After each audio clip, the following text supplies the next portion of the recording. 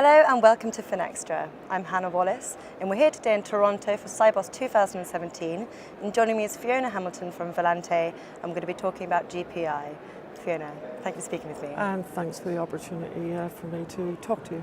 Tell me a little bit about Swift GPI. What is it and why is it so important? The one key thing about GPI is the I bit. It's an initiative.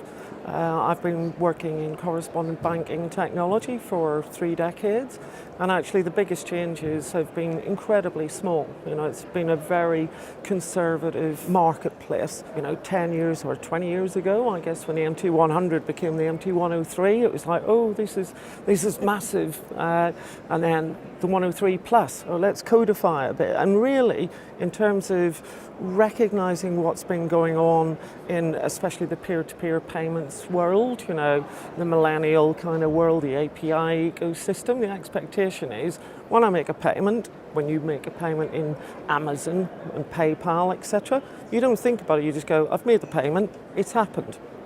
Whereas in the correspondent banking world, because it's been this long chain, the real problem has always been, where's my payment? How many days is it going to take? This at least is the first time that the correspondent banking community, and led by Swift, that largely are responsible for that community, are trying to take action and put SLAs in place, codify information, put unique transaction numbers from end to end, which will allow further tracking information and quicker delivery of the cleared funds. So it's a great thing.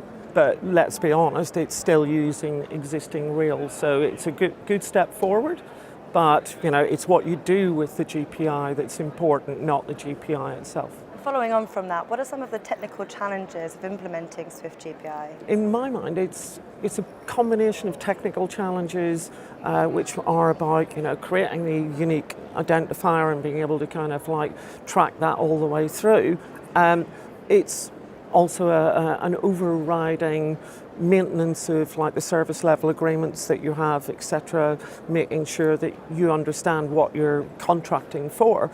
But in terms of technology, it's really much more about what the GPI enables you then to do to give more visibility, create innovative solutions as a bank for your customers, to give them the end-to-end visibility, to be able to pass on liquidity information to them, which really you've never been able to do effectively, so that you know when funds are coming, actually when the debits and credits are happening. So it's that kind of visibility and dashboarding for the end customer that's important, and putting technology in place which enables those types of solutions.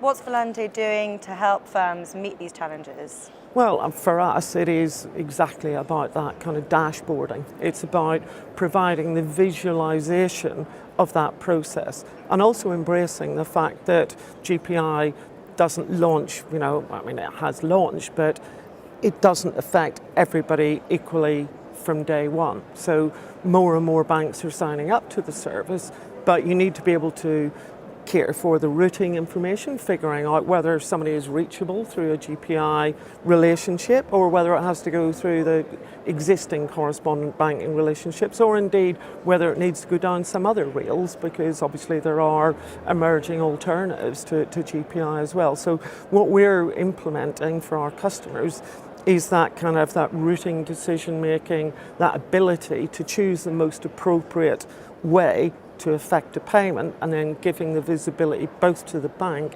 and back to their end customers, so that they can actually create value-added services to gain more payment initiation flow. Because for a bank, that's what it's all about. It's customer service and getting more flow. So that's what we do. Fiona, thank you for speaking with me today. Thank you for allowing us the opportunity to talk to you, and it's been a pleasure. Thank you. And thank you for watching.